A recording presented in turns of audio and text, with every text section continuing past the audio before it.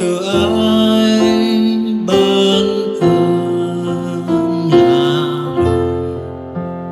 đời tôi vốn tràn những lệ đắng.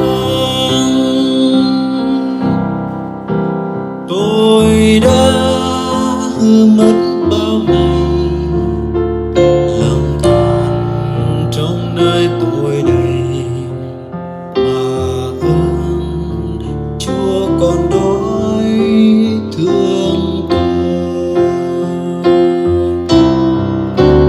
Đời tôi rất nhiều nỗi gian lao ưu sầu, buồn lo đã làm vỡ niềm tin.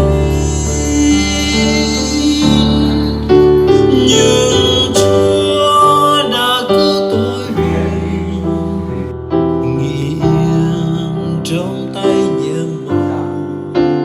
Thật ơn Chúa rộng lớn vô biên.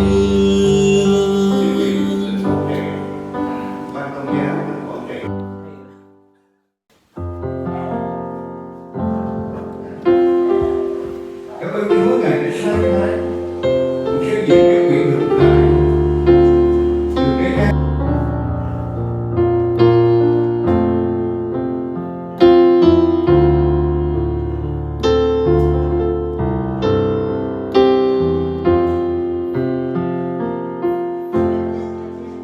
Ngờ